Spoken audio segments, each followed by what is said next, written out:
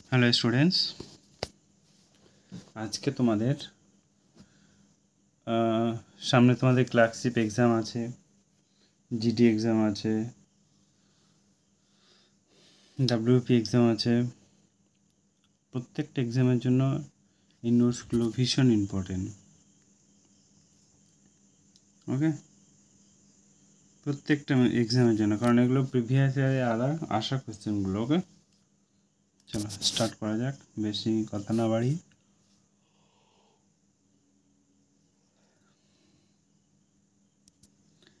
বলছি, অমৃতসরের সন্ধি কাদের মধ্যে স্বাক্ষরিত হয়? অমৃতসরের সন্ধি কাদের মধ্যে হয়েছিল? অমৃতসরের সন্ধি এটা হচ্ছে রঞ্জিত সিং এবং ইংরেজদের মধ্যে অমৃতসরের সন্ধি স্বাক্ষরিত হয়। 1809 খ্রিস্টাব্দে লর্ড মিন্টোর দূত চার্লস মেটকাফের সঙ্গে রঞ্জিত সিংয়ের অমৃতসর সন্ধি স্বাক্ষরিত করেন তৎকালীন গভর্নর জেনারেল ছিলেন লর্ড উইলিয়াম বেন্টিং।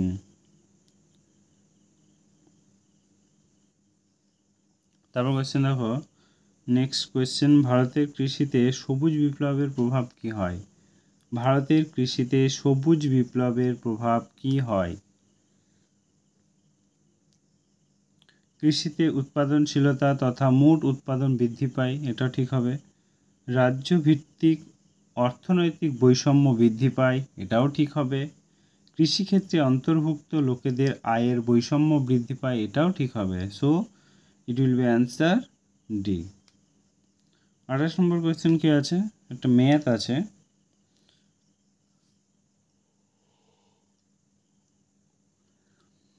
বলছে যে একটি বাসের গতিবেগ 90 কিলোমিটার পার আওয়ার হলে বাসটি 20 সেকেন্ডে কত দূরে যাবে? বলবে তোমরা? দেখো, 90 ইন্টু 100, 90 কিলোমিটার পার আওয়ার, ঠিক আছে? তাহলে আমরা জানি যে 36 সেকেন্ড দিয়ে আমরা ভাগ করে দিতে হবে।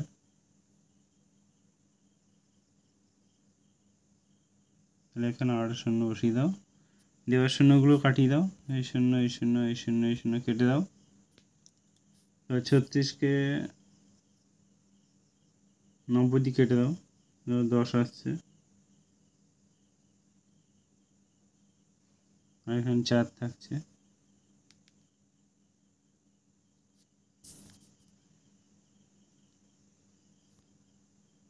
সরি 36.20 হবে। হ্যাঁ, এটা 20 বসাতে হবে, আমি ভুলে গেছিলাম। তাহলে 4টা 5 দিয়ে কেটে দাও, তাহলে থাকা কত? এই 5 আর এই 10 আর এই 10, তাহলে কত হলো? 500 মিটার, 500। তো ইট উইল বি অ্যান্সার এ।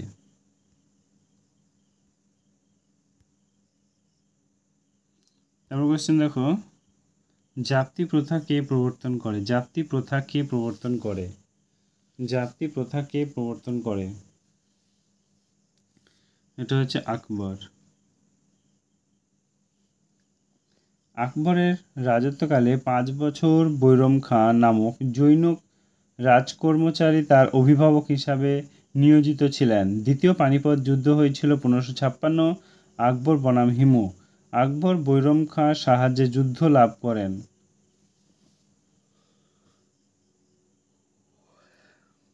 আকবরের নির্মাণ কাজ, ফতেপুর সিক্রি, সেলিম চিশতির সমাধি, দেওয়ানি আম ও দেওয়ানি খাস, জামি মসজিদ, বুলান দরওয়াজা, হুমায়ুনের সমাধি। তারপর কোয়েশ্চেন দেখো, বলছে যে দেশে আর্থিক জরুরি অবস্থা 360 ধারা ঘোষিত হলে তা কত মাসের মধ্যে পার্লামেন্টে অনুমোদিত হবে? দেশে আর্থিক জরুরি অবস্থা 360 ধারা ঘোষিত হলে তা কত মাসের মধ্যে পার্লামেন্টে অনুমোদিত হতে হবে? এটা হচ্ছে 2 মাস। রাষ্ট্রপতি যদি সন্তুষ্ট হন যে দেশের অভ্যন্তরে কোনো অংশের আর্থিক অবস্থা সংকটপূর্ণ, তাহলে তিনি অর্থনৈতিক জরুরি অবস্থা ঘোষণা করতে পারেন 360 নম্বর ধারাতে। এখনও পর্যন্ত একবার অর্থনৈতিক জরুরি অবস্থা জারি করতে পারেনি বা করা হয়নি বা করিনি।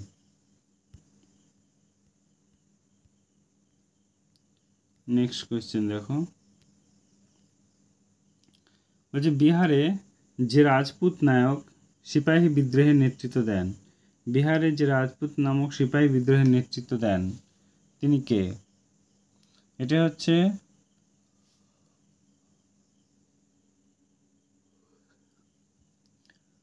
কুনওয়ার সিং। বিহারে কুনওয়ার সিং সিপাহী বিদ্রোহের নেতৃত্ব দেন। 1857 খ্রিস্টাব্দে 10 মে মিরাটের মহাবিদ্রোহ প্রকৃত সূচনা হয়। দিল্লিতে মহাবিদ্রোহ সূচনা হয় 1857 খ্রিস্টাব্দে 11 মে। এই সময় ভারতের সম্রাট ছিলেন দ্বিতীয় বাহাদুর শাহ। বলছে নেক্সট কোয়েশ্চেন দেখো, নবাবী আমলে বাংলার রাজধানী কোথায় ছিল? নবাবী আমলে বাংলার রাজধানী কোথায় ছিল? এটা হচ্ছে মুর্শিদাবাদ। বাংলাদেশ স্বাধীন নবাবী বংশের প্রতিষ্ঠাতা ছিলেন মুর্শিদ খাঁ। এই সময় বাংলার রাজধানী ঢাকা থেকে মুকসুবাদে রাজধানী স্থানান্তরিত করেন মুর্শিদাবাদে। 33 নম্বর কোয়েশ্চেন রয়েছে, পশ্চিমবঙ্গের সবচেয়ে কম বৃষ্টি হয় কোথায়? পশ্চিমবঙ্গের সবচেয়ে কম বৃষ্টিপাত হয় ময়ূরেশ্বরে। বক্সার দুয়ারে প্রচুর পরিমাণে বৃষ্টিপাত হয়।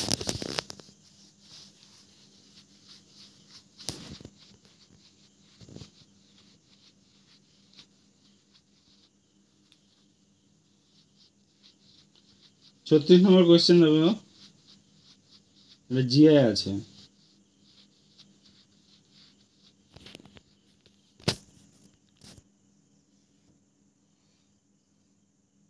বলছে P Q, P W, Q, X, R, Y, Z এবং এস গোলকারে পরপর একে অপরের দিকে মুখ করে বসে আছে। তাহলে ওয়াই বসে আছে ঠিক কিউ এবং একটা গোলক বানালাম আমি, ঠিক আছে?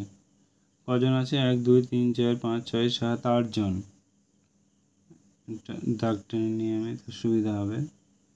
4টে 5 6টা 7টা 8টা। কি বলেছে? ওয়াই বসে আছে ঠিক কিউ এবং আর এর মাঝখানে।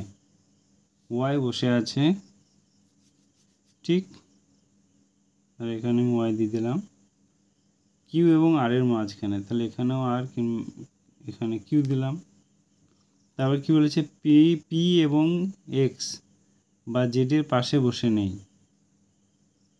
তাহলে আমি এখানে পিটা দিয়ে দিলাম। তাহলে এক্স আর জেড পাশে পাশে বসে নেই, তাহলে আমি এখানে এক্স দিলাম, এখানে জেড দিলাম। তারপর বলেছে জেড একদম কিউ এর ডান দিকে বসে আছে। জেড, হ্যাঁ ঠিকই আছে। তারপরে এস বসে আছে এক্স এর বাঁ দিকে। এস বসে আছে এক্স এর বাঁ দিকে। তাহলে এসটা কোন দিকে হবে? এখানে এস বসে আছে এক্স এর বাঁ দিকে, তৃতীয় স্থানে ওয়াই এর ডান দিকে। ওয়াই এর ডান দিকে 3 নম্বরে। এবার কোয়েশ্চেন কি আছে? আর কিছু নেই। তাহলে একটাই জায়গা আছে, কে আছে বাকি? পি বসে গেছে, এস বসে গেছে, এটা ডাব্লু বাদ দেয়, ডাব্লু বসে গেল। তাহলে বলো এবার অ্যান্সারগুলো কী হবে? এক্স বসে আছে কার মাঝখানে? ডাব্লু এবং আর এর মাঝখানে। দেখো ডাব্লু এবং আর এর মাঝখানে। 34 নম্বর বি অ্যান্সার। 35 নম্বর দেখো, এস এর বাঁ দিকে বসে আছে কে? এস এর বাঁ দিকে কে বসে আছে বলো?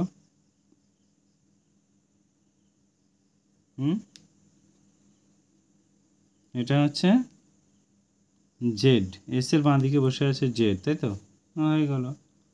চলো, যদি তারা বৃত্তের বাইরে অভিমুখ করে বসতো তাহলে ডাব্লুর বাঁ দিকে বসতো।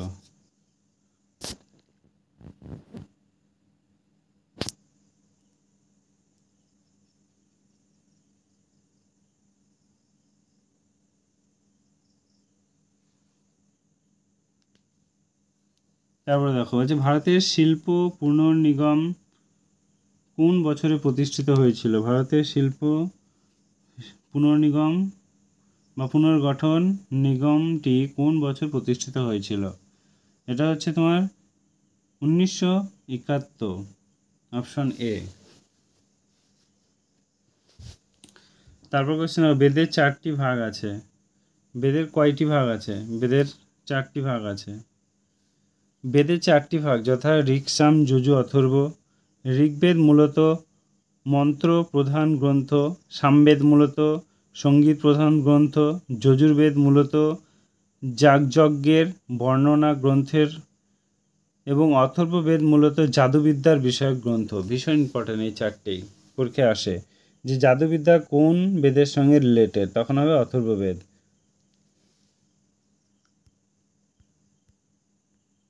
তারপর কোশ্চেন হবে 39 নম্বর, একটা ম্যাথ আছে। ম্যাথটা কি বলেছে? বলছে 1 ডজন কলার দাম 5 টাকা এবং 1 ডজন লেবুর দাম 75 টাকা, তাহলে 14 ডজন কলার দাম 3/4 অংশ ডজন লেবুর দাম কত? সোজা হিসাব। বলছি 14টি কলার দাম হচ্ছে 14 ইন্টু 5, সোজা হিসাব, সমান সমান কত? 70। এবার কি বলেছে? তাহলে 3/4 লেবুর দাম হচ্ছে 3/4 ইন্টু 75, সমান সমান কত হবে? কাটাকাটি করে দিলে তোমার 56.25 হবে। ওকে, তাহলে মোট দাম হচ্ছে 12,6.25। এটা হয়ে গেল অ্যান্সার, কিছুই নেই, সহজ। তাহলে অ্যান্সার কোনটা হবে? এটা। তারপরে দেখো, নিম্নলিখিত 4টি যুগলের মধ্যে কোনটি ভুল যুগল নির্বাচন করো, জিআই। এটা হচ্ছে এ, কারণ ঘোড়ার বাচ্চার নাম হচ্ছে কাফ, ঠিক আছে, বা আমরা ফুল বলি। কার কাছ থেকে ইস্ট ইন্ডিয়া কোম্পানি দেওয়ানি লাভ করে? কার কাছ থেকে ইস্ট ইন্ডিয়া কোম্পানি দেওয়ানি লাভ করে? এটা হচ্ছে দ্বিতীয় কোনটা হবে? দ্বিতীয় শাহ আলম। তোমার সময়ের আবদালি ভারতে আক্রমণ করে ওর সময়, দ্বিতীয় শাহ আলমের সময়। আর 1765 সালে মুঘল সম্রাট দ্বিতীয় শাহ আলমের কাছ থেকে ভারতের governor general Robert Clive Bangla, Orissa, Bihar দেওয়ানি হস্তান্তর করেন। কোশ্চেন দেখো, রঘুবংশম কে রচনা করে? এটা হচ্ছে তোমার কালিদাস, মেঘদূতম, কুমার সম্ভাবনা, তারপরে তোমার রঘুবংশম, ঋতু সংস্কারম, তারপরে তোমার কাব্য এবং অভিজ্ঞান শকুন্তলম, এগুলো, ঠিক আছে, এই নাটকগুলো।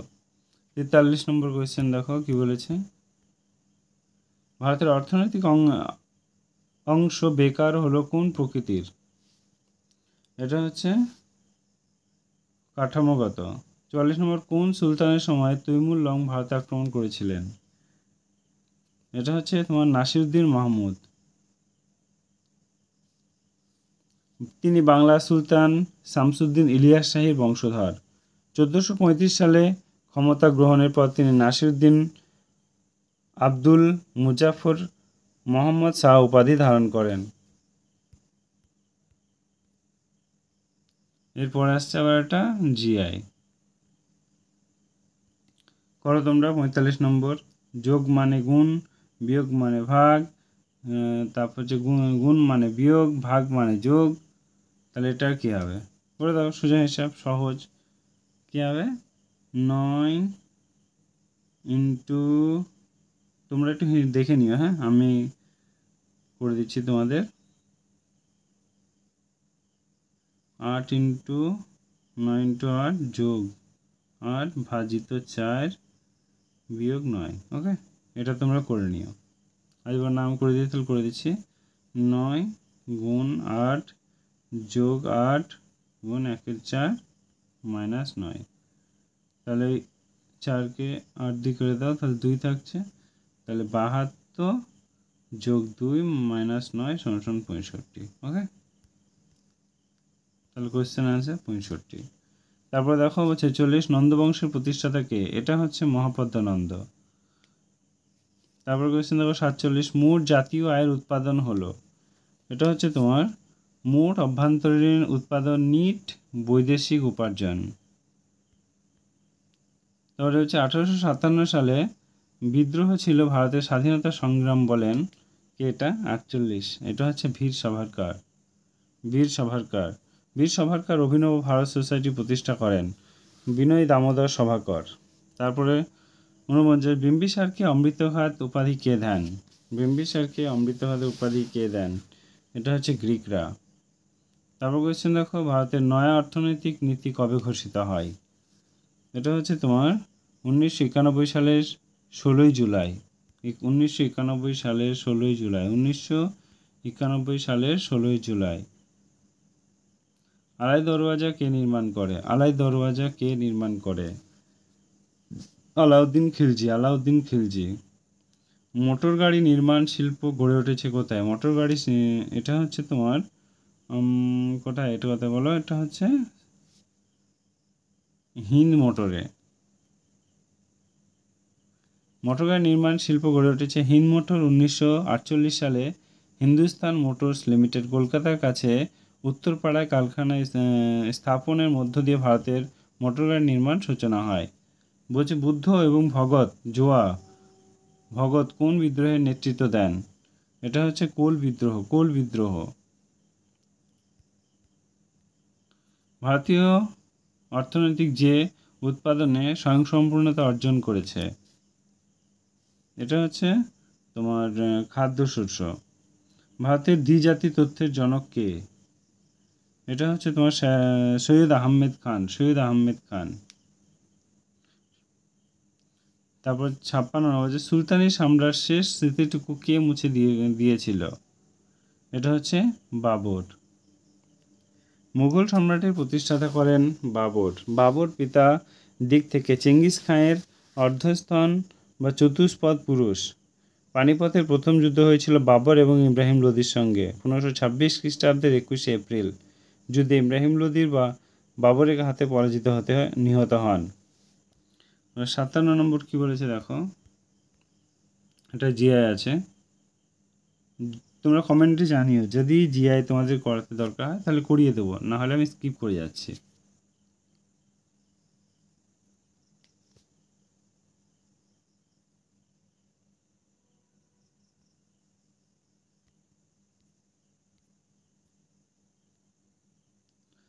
উনষাট নম্বর কোয়েশ্চেন দেখো, বলছে নিচের কোন অংশ সর্বনিম্ন 2টি প্রোডাক্ট ব্যবহার করা? ওটা তো হলো, ওটা জিআইয়ের মধ্যেই। জেনারেল অ্যাসেম্বলিজ ইনস্টিটিউট প্রতিষ্ঠা করেন কে? জেনারেল অ্যাসেম্বলিজ ইনস্টিটিউট প্রতিষ্ঠা করেন কে?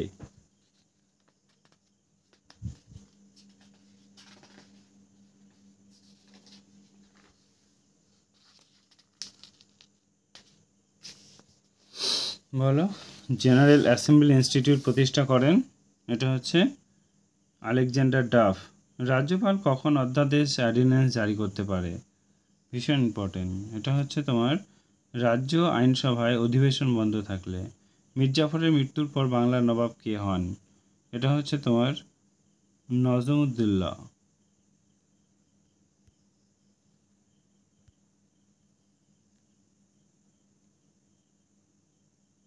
তারপর কোয়েশ্চেন দেখো, বলছে দেশের ক্ষুদ্র শিল্পগুলি অর্থনৈতিক উন্নয়নের সহায়তায় হয়ে দাঁড়ায়, এর পিছনে কটি কারণ কি? কারণটি কি? এটা হচ্ছে এ এবং বি। এই ক্ষুদ্র শিল্পগুলি দেশের বেকার সমস্যার সমাধানে সহায়তা হয়েও দাঁড়ায়। দেশের আয় এবং সম্পদ বন্টনের বৈষম্য দূরীকরণে শিল্পগুলির ভূমিকা অপরিসীম। ইন্ডিয়ান পেনাল কোড কার আমলে রচিত হয়? ইন্ডিয়ান পেনাল কোড কার আমলে রচিত হয়?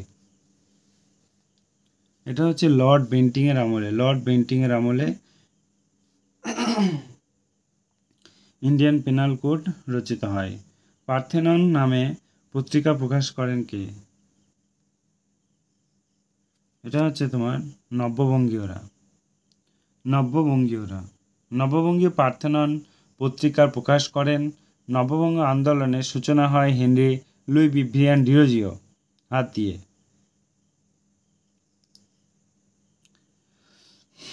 রাজ্যের রাজ্যপাল কার নিকট দায়িত্বশীল থাকেন? রাজ্যের রাজ্যপাল কার নিকট দায়িত্বশীল থাকেন? এটা হচ্ছে রাষ্ট্রপতির হাতে। রাষ্ট্রপতির মতো রাজ্যপাল একটি অঙ্গরাজ্যের নিয়মতান্ত্রিক প্রধান। গণপরিষদে স্থির করেছিল রাজ্যপাল নিযুক্ত করেন, নির্বাচিত নন। 35 বছর বয়স হতে হবে রাজ্যপাল হতে গেলে। প্রথম মহিলা রাজ্যপাল ছিল পদ্মজা নাইডু। যে রাজ্যে তিনি নিযুক্ত হবেন তিনি সেই রাজ্যের বাসিন্দা হবেন। যে রাজ্যে তিনি নিযুক্ত হবেন তিনি সেই রাজ্যের বাসিন্দা হবেন না। শুধু হবেন বললেও না, আমি যেটা বললাম যে তিনি সেই রাজ্যের বাসিন্দা হবে না। ঠিক আছে, প্রথমে বললাম হবেন, তোমরা কনফিউজ হয়ে গেছো নিশ্চয়। ওকে, চলো নেক্সট কোয়েশ্চেন। ওই যে চিলিয়ানওয়ালা যুদ্ধ কাদের মধ্যে হয়? এটা হচ্ছে তোমার শিখ এবং ইংরেজদের মধ্যে শুরু হয়। তারপরে নিচের কোনটি ঊর্ধ্বসীমা ভাবে সাজানো? খুব ইজি এগুলো যদিও, যেমন 1/2, 4/5, 3/4 আর 2/3। তাহলে অ্যান্সার কোনটা হবে? সি হবে। কেন হবে বলে দিচ্ছি। 1/2 তাহলে কী হবে? করে দাও 1 × 30, 2 × 30 = 30/60।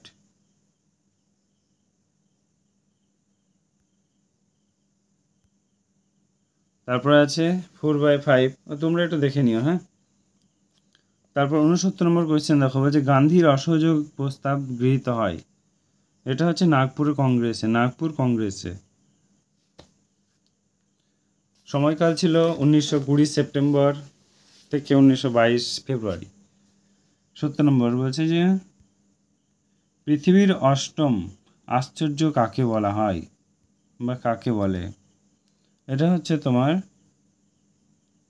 বড়বুড়ের স্তূপ। পৃথিবীর অষ্টম আশ্চর্য হচ্ছে বড়বুড়ের স্তূপ। বলছে বন্দে মাতরম পত্রিকার সম্পাদক কে ছিলেন? এটা হচ্ছে অরবিন্দ ঘোষ। গ্রিক মার্টিন সর্বোচ্চ নাম্বার দিয়ে ICS পাশ করেন। 1908 সালে কেনেডি হত্যা মামলায় তাকে গ্রেপ্তার করে। 1910 পন্ডিচেরি চলে যান। CR দাস তাকে প্রফিট অফ ন্যাশনালিজম এবং প্রফিট অফ প্যাট্রিয়টিজম বলেন। তারপর কোয়েশ্চেন দেখো, বলছে যে পার্সিভাল স্পিয়ার কোন ভাইসরয়কে উজ্জ্বল বিফলতা বলেছেন? এটা হচ্ছে তোমার লর্ড লিটনকে। কারণ পার্সিভাল স্পিয়ার লর্ড লিটনকে উজ্জ্বল বিফলতা বলে আখ্যায়িত করেন। লর্ড লিটনের সময়ে রানী ভিক্টোরিয়াকে রয়্যাল টাইটেল অ্যাক্ট অনুসারে ভারতের সাম্রাজ্য বলে ঘোষণা করেন 1878 সালে। তারপর কোয়েশ্চেন দেখো, বলছে যে অশ্বিনী কুমার দত্ত আন্দোলনের কোন সমিতি গঠন করেন? এটা হচ্ছে তোমার স্বদেশ বান্ধব সমিতি। 74 নিম্নের কোন বক্তব্যটি সঠিক? আবার এটা জিআই। চলো, হচ্ছে দুর্ভিক্ষ কমিশন কবে গঠিত হয়? দুর্ভিক্ষ কমিশন কবে গঠিত হয়? এটা হচ্ছে তোমার 1878 সালে দুর্ভিক্ষ কমিশন রিচার্ড স্ট্যাচির নেতৃত্বে হয়। 76 হচ্ছে দ্বিতীয় ইন্ডিয়ান কাউন্সিল অ্যাক্ট কবে চালু হয়? এটা হচ্ছে তোমার 1892 সালে। তাজমহল প্রধান শিল্পী কে ছিলেন? 77 এটা হচ্ছে তোমার ঈশা খাঁ। 78 কোয়েশ্চেন দেখো, হচ্ছে যে কোন রাজ্যসভায় কোন সদস্য সর্বাধিক কত বছরের জন্য নির্বাচিত হতে পারেন? এটা হচ্ছে তোমার 6 বছরের জন্য। 79 নম্বর কোয়েশ্চেন দেখো কি বলেছে, বলছে ভারত শিক্ষা ব্যবস্থার দ্রুত প্রসার হয় কখন থেকে? ভারতের শিক্ষা ব্যবস্থার দ্রুত প্রসার হয় কখন থেকে?